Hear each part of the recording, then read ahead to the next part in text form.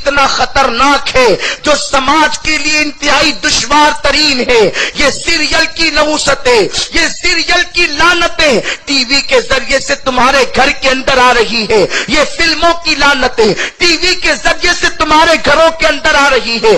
آج کل لوگوں کو کہا جائے اپنے گھروں میں ٹی وی کیوں لاتے ہو، تو کوئی کہتا ہے اسلامی چینل دیکھنے کے لیے۔ میں کہتا ہوں اسلامی ایک چینل دیکھنے کے لیے، 2 چینل دیکھنے کے لیے، درجنوں وہ چینل جس پہ عریانیت دکھائی جا رہی ہے، جس پر گندگی دکھائی جا رہی ہے، جس پر فحاشی دکھائی جا رہی ہے۔ مجھے بتاؤ، شوہر جب تک گھر میں رہے گا، ممکن ہے اس کے خوف کی وجہ سے عورتیں اسلامی چینل دیکھے، لیکن شوہر گھر سے باہر نکلے گا تو بچے بھی عریانیت کی طرف جائیں گے، عورتیں بھی عریانیت کی طرف جائیں گی۔ میں تم سے پوچھنا چاہتا ہوں، آج جو مسلم بچیاں بھاگ رہی ہے، آج جو مسلم بچیاں غیروں کا ہاتھ پکڑ رہی ہے، یہ افیئر کے معاملات، یہ ناجائز تعلقات، مجھے بتاؤ کون سی عورت آ کر کے تمہیں سکھاتی ہے؟ تمہاری بیٹیوں کو سکھاتی ہے، تمہارے گھروں میں ٹریننگ دی جاتی ہے۔ پتا چلا کوئی ٹریننگ دینے نہیں آتا۔ اگر یہ بچیاں سیکھتی ہے تو سیریل کے ذریعے سے سیکھتی ہے، فلموں کے ذریعے سے سیکھتی ہے۔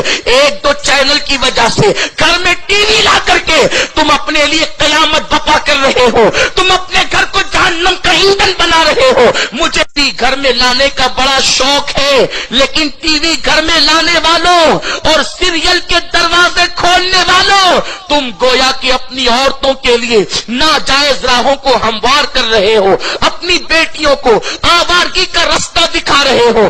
جب بھی لوگوں نے قرآن و سنت سے منہ پھیرا ہے، ان کو رونا نصیب ہوا۔ اللہ کے رسول صلی اللہ علیہ وسلم نے قیامت کی نشانیوں میں سے ایک نشانی یہ بھی بیان کیا، جب یہ حدیث سامنے آتی ہے تو کلیجہ منہ کو آتا ہے۔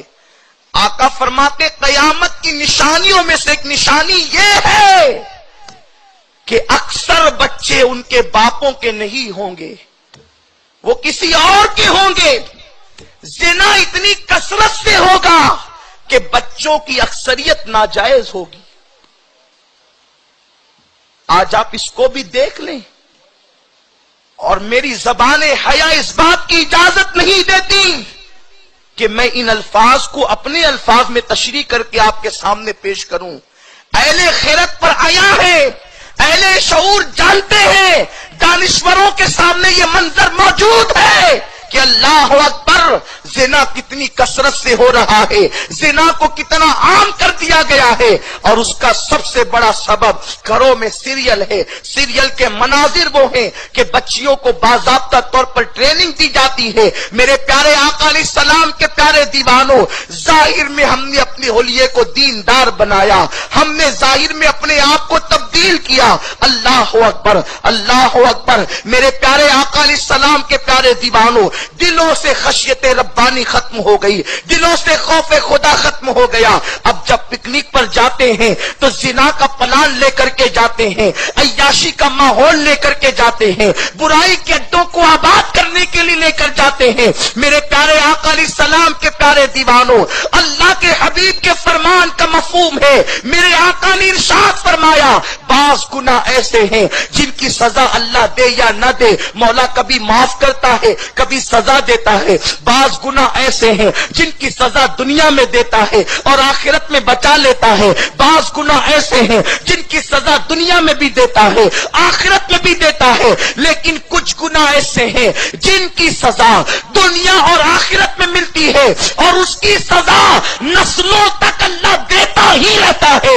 اس گناہوں کی سزا نسل در نسل منتقل ہوتی ہے، نسل در نسل جلتی رہتی ہے۔ صحابہ نے پوچھا یا رسول اللہ وہ کون سا جرم ہے جس کی سزا نسل در نسل ملتی ہے؟ میرے سرکار نے فرمایا اسی کو زنا کہتے ہیں۔ آج زنا کو عام کر دیا گیا۔ میرے آقا مصطفیٰ کریم رؤوف الرحیم صلی اللہ علیہ وسلم فرماتے ہیں عورتیں کپڑے پہننے کے بعد بھی ننگی رہے گی۔ آقا کریم نے فرمایا، صحابہ کو تعجب ہوا یا رسول اللہ وہ دور دور بھی آئے گا کہ عورتیں کپڑے پہن کر ننگی ہوگی، لیکن سرکار یہ مطلب سمجھ میں نہیں آیا کہ کوئی کپڑا پہن کر ننگا کیسے رہ سکتا ہے۔ تو میرے سرکار نے فرمایا کپڑے پہن کر ننگا رہنے کا مطلب یہ ہے کہ معاذ اللہ وہ عورتیں اتنے باریک اور پتلے لباس پہنے گی کہ کپڑے پہننے کے بعد بھی ان کے جسم کا نشیب و فراز نظر آئے گا، اتنے تنگ اور فٹنگ میں کپڑے پہنے گی کہ کپڑے پہننے کے بعد بھی جسم کی حیات قضائی نظر آئے گی۔ میرے پیارے آقا علیہ السلام کے پیارے دیوانوں، آج وہ کپڑے پسندیدہ نہیں ہو گئے، آج ان کپڑوں سے محبت نہیں ہو گئی۔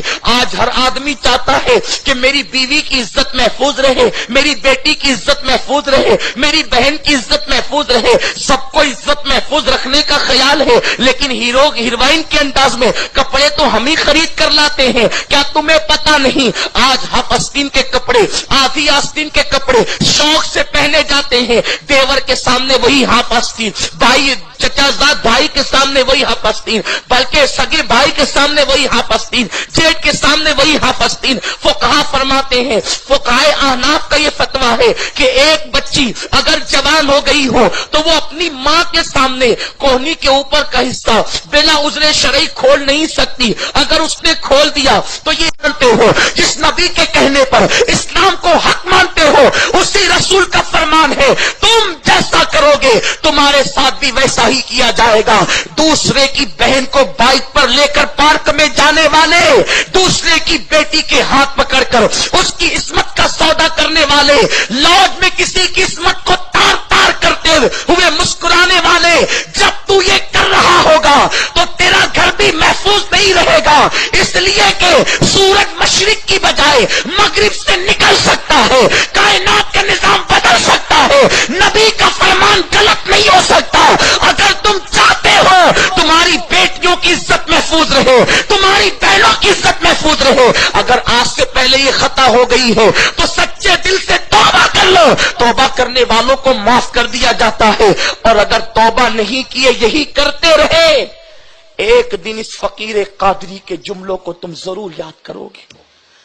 اختتام پر اپنے بھائیوں کو پیغام دے رہا ہوں، کرناٹک کے ایک بہت بڑے شہر میں، شہر کا نام نہیں لوں گا لوگ ناراض ہوتے ہیں، میں نے تقریر کرتے ہوئے یہی واقعہ بیان کیا اور حدیث پڑھی، کما تدین و تدان، تم جیسا کرو گے تمہارے ساتھ ویسا ہی کیا جائے گا۔ معذرت کے ساتھ شاید یہ جملے کی آپ لوگوں کو برے لگ رہے ہو تو معاف کر دیں، لیکن نشتر جو لگاتا ہے وہ دشمن نہیں ہوتا، اور میرے بزرگ بھائیوں نے مجھے یہی عنوان دیا ہے۔ تو جب میں نے یہ حدیث پڑھی نا کہ تم کسی کی بہن کے ساتھ خیانت کرو گے تو تمہاری بہنیں بھی محفوظ نہیں رہے گی، بیان کر کے میں بیٹھا ہی تھا، ایک لڑکا خوبصورت جوان روتے ہوئے آیا اور مجھے اس نے اسٹیج سے نیچے اتارا، میں اترا، اترتے وقت مجھے تھوڑا سا تردد ہوا کہ یہ کیوں روتا ہے۔ جب میں نے کہا تو اس نے میرا ہاتھ پکڑ کر کہا آپ نے حدیث صحیح پڑھی، میں اس کی تصدیق کرتا ہوں۔ میں نے کہا میرا تو ایمان ہے، یہ بتاؤ تم کیسے تصدیق کر رہے ہو؟ کہا کہ چند دنوں پہلے کی بات ہے، یہاں سے ہم لوگ جو ہے وہ شہر کے بیچوں بیچ ایک پارک ہے، اسی کے قریب لاج ہے، دوستوں کے ساتھ جب میں لاج میں گیا تو ہوج موج کرنے کے لیے ہم نے عذرائے مذاق اس لاج کے مینیجر سے کہا ذرا بتانا تیری لسٹ میں کون سی لڑکیاں ہیں تاکہ ہم انہیں منگوا کر ان کے ساتھ عیش کریں۔ تو اس لاج کے مینیجر نے کہا فوٹو دیکھ لو، جس کا انتخاب کرو گے پیش کر دی جائے گی، اتنے پیسے ہوں گے، یہ ہوں گے، اور سارا معاملہ طے ہو جائے گا۔ تو وہ لڑکا کہتا ہے مجھ سے اللہ کی عزت کی قسم، اس لڑکے نے کہا روتے ہوئے، جب اس لاج کے مینیجر نے فوٹو کو کاؤنٹر پر بکھیرا تو ایک چہرے پر نظر پڑی تو میرے دل میں آگ سی لگ گئی، اس حسن کو دیکھ کر میرے پیروں کے نیچے سے زمین کھسک گئی۔ اسی فوٹو پر میری نظر جم گئی، میں نے اٹھا کر اس کو دیکھتا رہا، مجھے یقین نہیں آتا تھا کہ میں فوٹو دیکھ رہا ہوں یا خواب دیکھ رہا ہوں۔ میں نے کہا کیوں؟ تو اس نے کہا کہ وہ جو فوٹو تھا وہ کسی اور کا نہیں، میری سگی بہن کا فوٹو تھا جو میرے سامنے بکھیر دیا گیا تھا۔